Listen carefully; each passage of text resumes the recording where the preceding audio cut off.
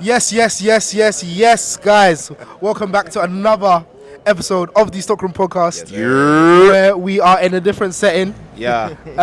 Different setting, same team. Different setting, same team. Yeah. Now we have our recognized family member. In the building. Real recognized real. We're locked in for a while though. Hey, man. But this is finally it. Hey. Guys, if you don't know who this guy is, then I don't know what you're doing. You know, wait. You're not. Hey, this is a guy that has really put his footwear on the map. He has really Facts. done a lot, either both for himself and for the brand. And he stormed out of.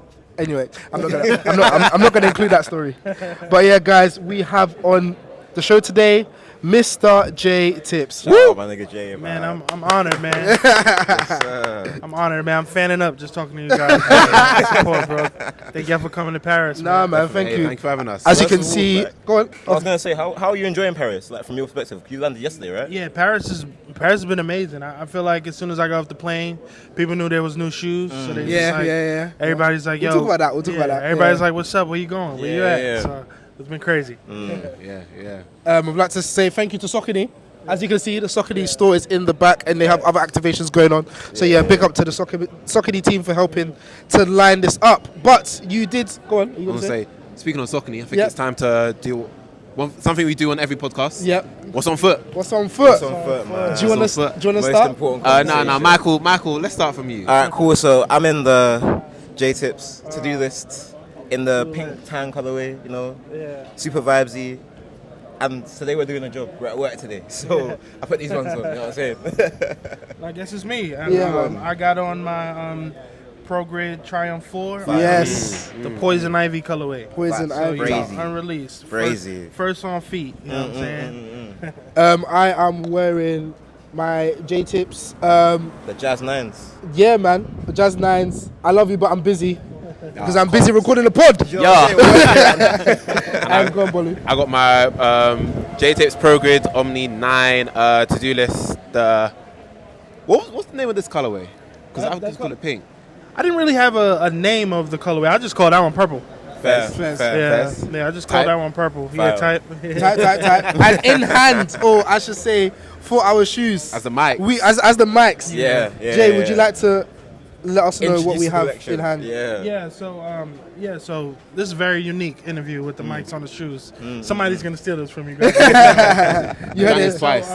We heard it here first, man. So from my right to left, Yeah. we have the Poison Ivy colorway. Yeah. This is a Perilla colorway. Okay. And then we have the Virginia Creeper colorway. Okay. And then we have the Sugar Maple. So each name of each shoe is based off of just different leaves that I would see in the Bronx. Like I would take pictures of the plants, like taking my kids to school over like a series of like just a few months. And I was like, you know what? I think I could turn these plants into some shoes. Yeah. Like, and one thing about like nature and like the seasons turning in New York, like whenever you see like pictures of New York, like from you guys' lens, like you might see a bunch of either like fall, like leaves always somewhere, or like snow. So, I just wanted to like show like there's beauty in the struggle and it always regrows. That's why it's all the crazy colors, and then there's just one that's full green to show some full life. So. Yeah. One thing I really respect about you is that you're very family orientated, and it translates into everything you do. Like even with the to-do list, like sorry, I'm busy. Even hearing people speak about their relationship with you, it's like you're very much like, I'm gonna put my family first. I'm a designer, but I'm a family man kind of thing, and it translates in your designs. It's really respectful. Oh, thank you. I appreciate it. I just felt like, people don't really see those 10,000 hours you put in to kind of get where you at. Exactly. And like I leaned on my family a lot, man. Like it was a lot of times I was just gonna like go get a job or figure it out. And I just feel like if I didn't have my friends or my family always telling me to keep going, that's why it's important for me to share these moments with them during like these times and stuff. Like I drag everybody to Paris or Complex Con or wherever I go, just because it's important for me to kind of stick strong and show the people that's really been with me the whole time. That's real, man. Why the Triumph 4? To me, since the beginning of like my relationship with Saucony, like I'm always honest with people. Like it was a struggle to find shoes that I liked. Like like when I remember my first meeting with them, I said I would only work on something that I would wear. Like I'm gonna be honest. So I'll come in, I'll check out everything, and the Triumph 4 is one of the first shoes that I was wearing a lot. Like I would wear it so much before like maybe the Omni. So I just love the Triumph 4. So I always told them, I said, when we get through the other releases, I want to earn an opportunity to make a Triumph. So to me, it's perfect that I got the chance to work on, which I think internally probably my favorite shoe to wear. For sure. Okay. I wanna continue this conversation on the shoe because I've noticed there's maybe like 5 different materials here. Yeah. We've got suede, we've got texture, we've got a bit of leather, we've got pony hair, a bit of painter. What was the inspiration behind using all of that material at once? To me, it's just something about like nature, plants, and like almost like fruits too. Sometimes it's, when you touch it, you never know how it's gonna feel. Like as far as like textures, like it could be the prettiest thing in the world, but then it's a little spiky. It's a little hairy. So one thing I wanted to do with the materials was I just wanted to kind of have a different level of like texture. So that's why I like the mohair and on the mesh, and even though it's like politely a lot going on, it's still like you, just so you can touch the shoe and you can feel a lot of different things. You see the bumps, you see the suede, you see the pattern, just so it kind of represents nature. Even the leaf on the tongue, like the way you incorporate the Savior logo into the leaf, like looks super clean, super clean. Going through the shoe, you've talked about the different colorways and the different materials that you have going on. What has been your favorite project that you've worked on? Is this one of your more favorable ones, or is there something next that you that's more favorable, or what? I think this project is a part of just when you've been doing it for a while, you got to find new motivation. It's kind of like going to work every day. Like you got the dream job, but now how do you stay on the schedule? So it's like, to me, this project represents just being able to keep growing as a designer, as a storyteller. And I feel like I'm very proud of this story, but I think my favorite still has to be the first one, just because it's me breaking on the scene. Of course. It's me. And I feel like in that first shoot, not only was people having that who the hell is J Tips moment, it was also like this kid might be really talented too. So I thought that was a part of the first shoot that like I can never kind of do again, because now people's always going to know different projects and do different things. And I guess like off the back of that, where do you go to find inspiration? Like, obviously you've taken inspiration from outside, but sometimes as a designer, as somebody that's creative, it gets difficult sometimes to really create things. So what do you do outside of the ordinary to find new ideas? To me, I think it's so important to tell your story. And sometimes I just sit back and I think about like what aspects of my life am I not including into like my design life? Like, is it just a common scroll to the grocery store? Is it picking up my kids from school? Is it my kids' uniform? Is it the shows my kids like, or the things I experience on a day-to-day basis? So me, to be honest, like my inspirations, I try to include more things into my life so I could be able to really tell that genuine story. Like you never know. I'm going to Japan next week. I may fall in love with a sandwich or a type of bread, and then that's a motivation for a future project or a clothing item for my brand, something. So I just try to, like the things I include in my life, I try to express the product storytelling. And speaking of Save Your Worldwide, just continuing, how do you find balancing the hat of being J Tips, the footwear designer, being J Tips, the creative director of Savior, and then also the other projects that you've got kind of bubbling in the background, like New Era and like et cetera, et cetera. How do you balance all of those different hats? To me, it's. I think I'm so like motivated on proving to people that I belong to do it, that I just make it my business. I do see a lot of other collaborators sometimes when you get these opportunities, and that's one thing I think I share in common is so like hype driven and so much like eyes on the project that it's tough to keep the brand going at the rate that you want to go. Like you see some people do it really well, but some people like it kind of like their brand takes the back seat. So to me, my actual like full motivation is to be able to just keep pushing the brand. So it's like every time I'm working on a shoe, I'm like, you know what? How we get these hats to match? Yeah. How we get How if another brand is trying to work with us, maybe we can make the jacket or the suit match the shoes. So it all goes hand in hand. So it looks like it's a lot of intent going in every way. Okay, mate. So, with you wearing multiple hats and working in footwear with having multiple silhouettes, what would you say is an aspect of the design process that people underestimate the difficulty of? Oh man, I think people underestimate like the way it looks in your head and the way it looks on a computer is going to be different than it's going to look in person. So I think sometimes it's a great compromise, and I think you have to creatively accept maybe like 15% that this is going to be different, like, you know what I'm saying, like a little bit, because sometimes people want, and I think like, you know, I come from music, so I think that term is called like demo-itis, like when you're so used to like the way it looked in your head that the yellow is going to look a little different, the blue is going to look a little different, so you gotta like, but you'll learn over time, like it's stuff like Pantones and things that you have to work with, where as much as you're trying to match like the jeans or you're trying to match something, it's going to be a little hit different, because mesh is going to be dyed differently than leather, and leather's gonna be dyed differently than plastic. So, Definitely. you know, you just gotta. But some people are so particular. They're like, no, throw the whole project away. Perfect. So you just gotta accept a little bit of difference. For sure. I quickly wanted to get into your relationship with Saucony. Obviously, you've been there for a couple years now. First, how did you and the team align? Because at the beginning, Saucony has always been a big brand, but I feel like you've really aided them in terms of the up-and-coming silhouettes, marketing the shoe. Obviously, now we have the whole West Side Gun thing. I was watching a podcast where he said that basically, because J-Tips is there and I've seen J-Tips do it, I believe that I can do something similar, and I'm more inspired. So how would you say you aligned with the brand? Yeah, no, 100%. I try to carry myself like a professional every meeting. Even when there's silhouettes that they're working on, I tell them that, you know, I would love the opportunity to work on it if we can meet each other's goals. Like, sure. You know, let's get through this project, and then let's talk about the next one.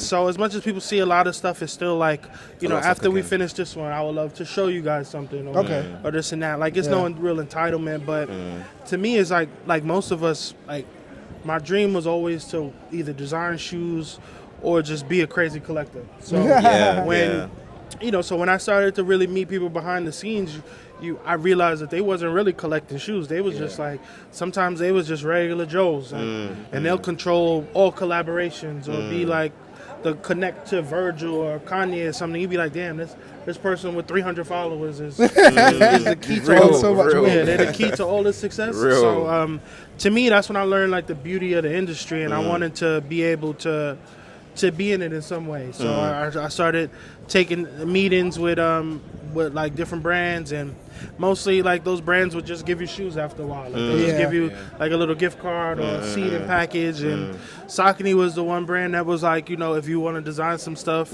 you know, we come to the office to check it out. And I was like, you know what? I ain't got no other options. So let's do it. So in hindsight, you know, they geniuses for that. Continuing on from that, obviously you had your silhouettes in the game, your collaboration with Saucony. How do you feel like the reception to you has changed over time? If you feel like there has been a reception, because at the beginning you were talking about how people were like, basically, who the hell is this guy? Who's this new guy? And now it's a thing of every fashion week, people are looking for what J-Tips is about to drop. You basically, I like to say that on the sneaker side, you basically take over fashion week every single year. Oh man, I appreciate that, because that's what I'm trying to do. You know what I'm saying? Like, I think that, to be honest, man, like, you know, I grew up humble beginnings. I grew up without like role models that weren't on TV or magazines. Like, you know, like I didn't have like the big brother to be like, I just want to be like Big Brother. I had to want to be like Pharrell. Like, you know what I'm saying? Like, so to be honest, like I knew like coming to Paris, I wouldn't be able to compete with fashion shows or stuff, because, you know, that's not really my industry yet. But I did know that there's something that you could capture, some type of energy, because there's more kids like us that's trying to see what's going on, and we don't Yeah. know what's happening, and we're waiting on another text or a WhatsApp message or invite, then people that's front row at Louis Vuitton. So, I feel like I got something for them. Yeah. I wanted to tap back into your past a little bit because one of the things that we really respect about you, and I think it's the reason why we tapped in with you, is because you can see from the way you create your products, you're a sneakerhead just like us. Yeah. You enjoy shoes just like us, and you've invested in a whole host of shoes in your time. Like, I remember I spent one day while we were planning for the episode scrolling to the bottom of your Instagram, and I saw the very first post. Like, and I was like, you're like, Alright, guys, when you have time, bro, scroll to the bottom. Scroll to the bottom, and then you'll see where it started. I think so. Yeah, I think so. yeah, One of yeah, them. yeah. And then you had like a whole host of like other crap, like when shoes were popping, like Collector some first, Off-Whites, man. some Yeezys, this and that. Yeah. Like, how does that journey of being a collector translate through to the product that you make? Like, if it does. I think that journey is because no matter what I've learned as like a designer or starting my clothing brand, I still remember what it felt like going into stores and wishing these laces was different, or I would have bought this shoe if, like, we could go shopping right now. We'll take the camera and we'll go in stores and be like, if they did this differently, this would have been fine. If they put this brand logo on this would have been a big deal. So I think I keep that in the back of my mind. Like, it gives me goosebumps even now just to talk about it. That I just feel like when I design shoes, I'm talking, and I think that's something that I don't get a lot of credit for. So I appreciate you mentioning it. That like the list of like people that come from our communities that get opportunities is very small. It's rare. So I feel like I represent the people who love shoes more than I represent like a designer. Like I think like a lot of people got opportunities because their brand was popping and they're doing their thing, and brands want to align with them, but I think I graduated from working in a shoe shop and being a reseller and just collecting and doing sneaker media for stores, new releases, to now being The person creating the sneaker media. creating it and creating the moments they write about. Yeah, Special, man. so I think that I represent our culture. Like, I don't think I just represent J Tips of the Bronx. I represent people that, we love shoes and we just trying to. We trying to get some seeding, so like regular, like, yo, man, I'm gonna either keep this or I'm gonna flip this. Like I represent us for real, and that's something that people don't really realize, that like it's sometimes under. We don't really get the voice. You know what I'm saying? So I take big responsibility in that. Yeah, for sure, Quick man. question. For sure. This might sound a bit crazy, but you are known for a man that works with color. Is there ever going to be a time where you do dull it down and do like a black and white or a gray or? I think to me is good design. To me is just problem solving. Okay. So I think what my role is as a collaborator for this brand, at least, is they have these silhouettes that maybe people don't appreciate until they see my spin on it. Right. So maybe there is a silhouette that needs to be dumbed down or needs to be So you like can appreciate appreciated, the so you could appreciate it. So to be honest, as much as like my Papa color is kind of like tied to my name, is me. I'm just trying to do justice to the silhouette. Valid. So maybe there is a silhouette that like, yo, this would be clean if this was simple. Like, this would be clean if, like, every time they do something crazy. So maybe it'd be simple if we just dumb it down. So we'll find that. We'll find that one. Like, this all green shoe is probably my closest, but you still see purple and Yeah. Sure. If we wheel back to your first collaboration and the success that you had with that first Saucony collaboration, and the controversy that came around when you rightfully so celebrated the fact that the resale value was up. Oh, y'all paying attention. Yeah, we saw that. Paying attention. We saw that. Like, do you still get that sort of euphoria that you felt at that time when you see your shoes being resold and you see like people going online being, hey, anyone got the JT? I need that kind of thing. Yeah, no, I still get excited. But I do think that like my first shoe with Saucony is such a special moment just in the history of shoes in general. Like, if I can ask you guys a question. Go on. Do you remember like your first sneaker ever, like your first J's? Yeah. Your first, like that's a special moment in life. Like whether it's grade school or young. I'm a lot of people's first Saucony ever. So like that's a big that's a crazy thing. responsibility of just what it means to that. So to see like the original prices go up and stuff, but I did learn a valuable lesson with social media though. With social media, it's like you can't never get too high, you can't never get too low. So like if I start venting today, it's gonna be news. If I start celebrating too much, it's gonna be news. So it's like you just gotta say even kill, and you gotta like literally like just be happy to be here, but don't be too happy. It's even like a friend of yours was saying, Joe Fresh Goods. He was saying obviously like he used to go off on like sneaker fit and be all involved, and now he finds that it's better for him to just be a bit more silent so often, because if he's too loud all the time, it's like at some point it's like, oh, why is this guy always mad? Like you make a great product. Damned if you do, damned if you don't. It's funny though, because one fashion week, I ran into him, and the first thing he told me, he was like, man, I was so happy when they started giving you a hard time. Because he said they used to always do it. Yeah, he said they took a break on me. So he said it was good to see for once. I guess where both you and him are newer in the game in terms of releases. Obviously, you've both been doing it for your respective times. Are there things that even him or just other creators in general that you learn from? Or there's some things that you take in your stride in terms of how things are received or rollouts?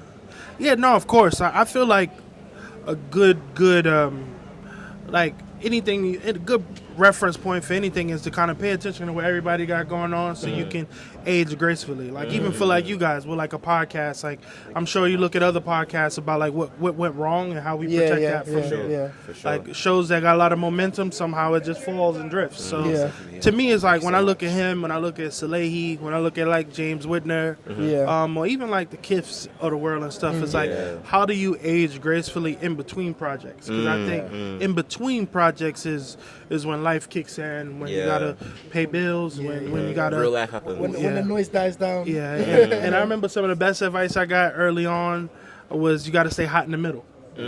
Like, so as much as people see Fashion Week and they see big like pop-ups and stuff, it's like, all right, how do you stay hot to the next pop-up or the next shoe and the next big moment? So that's, to me, that's like the real work as like a collaborator, is how you protect your piece in the middle. Like the connections, the travel, the interviews and stuff, you gotta really be selective and stuff, because people get tired of you. People get tired of you. So much. Michael, you got anything? I was gonna ask, in terms of interview, actually, you're quite like a easygoing person. I feel like you understand what you bring to the game. You understand your role that you're playing at the moment with Saucony. Would you like to do more? And what does that look like?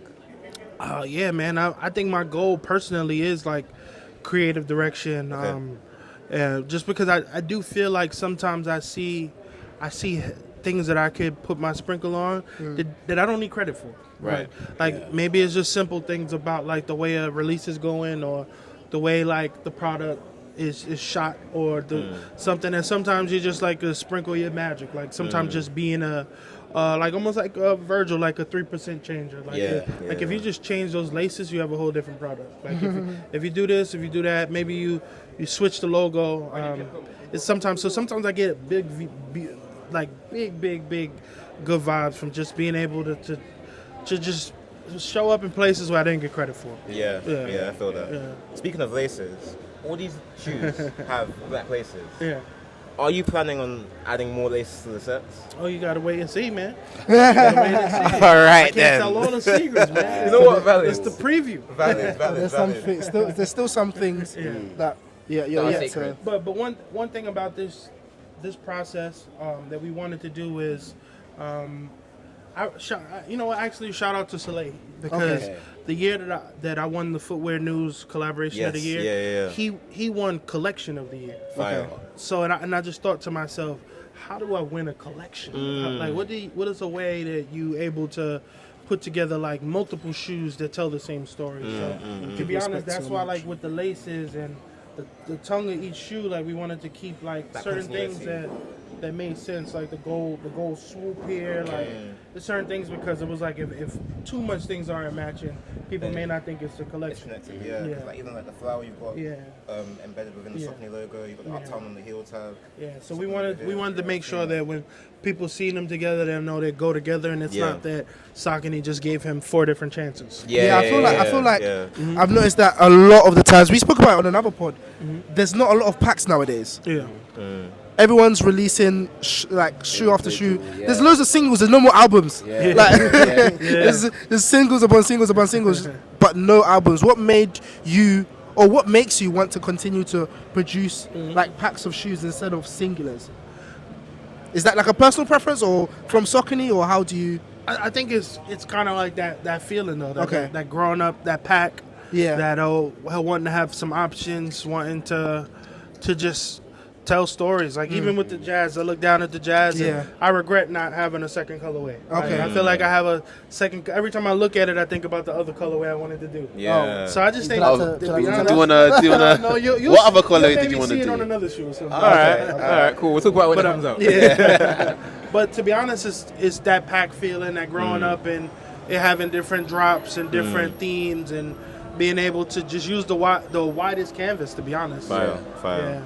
But like you, everything you guys are saying, like it's because of I come from that same thought process of like why brands aren't doing this no more. Like every shoe a special box. Because that's the way it was. Yeah, Man. yeah. That's the way it was when it was good. So if you're wondering why it's not good now, it's because people feel when you cutting corners. Okay. Yeah. People can feel when you cutting corners. Yeah. Cool. I feel like. Go on. No. Say your piece. No, I was gonna say. I feel like this is a part one of an ongoing conversation in the journey of J Tips.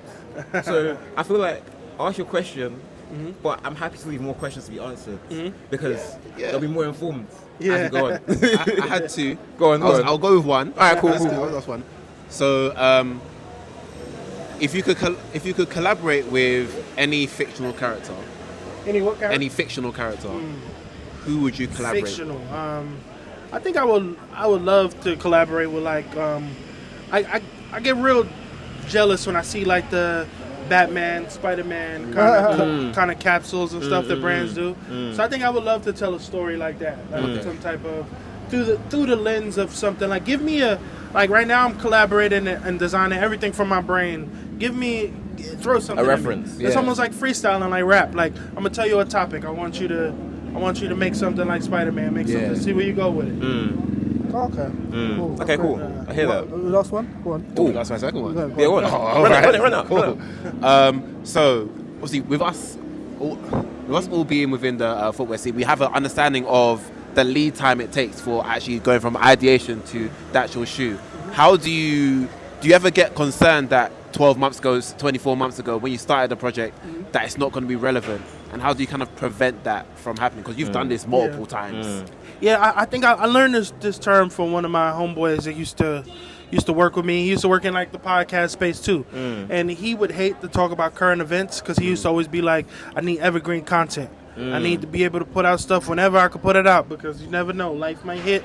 You just need to drop episodes." So to be honest, I think I feel confident in the theme and the stories I'm telling because I don't think I'm trying to fit a moment. I feel like I'm trying to stamp my legacy and sit in history a certain type of way. So like this one right here might be the closest to me trying to play into a theme because it looks kind of like a fall vibe. Yeah. So yeah, like for sure. but it still has bright colors like the summertime. So people may understand like a little bit. So it's really just trying to create product that that'll last a lifetime.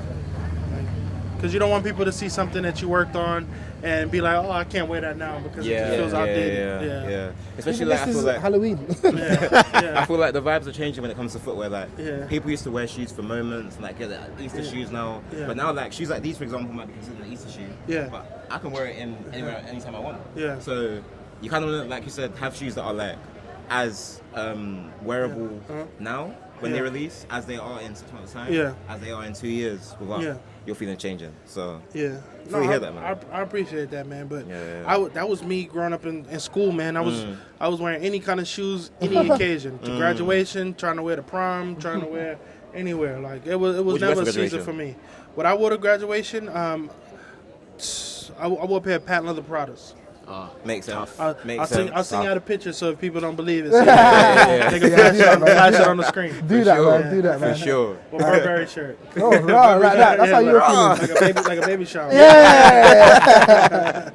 That's crazy. Cool. Michael, would you like to? Hey Jay, Sounds appreciate out. you, man. Thank No, you I for appreciate y'all, coming man. on. I'm happy we can make it happen. Definitely, Yeah, man. Part, Overdue. part 2, we gotta do it big, man. Yeah, Yeah, for sure. But hey, until then, Jay, congratulations on the new collection. Nah, thank you guys. Man. And I appreciate it. yeah, man, we'll talk Nah, I again soon. appreciate y'all, Until man. then, Most def. people, thank you for watching, Blessings. and we'll see you in the next one. Yeah. Cool. Cool. See you later. We out. Peace. Peace.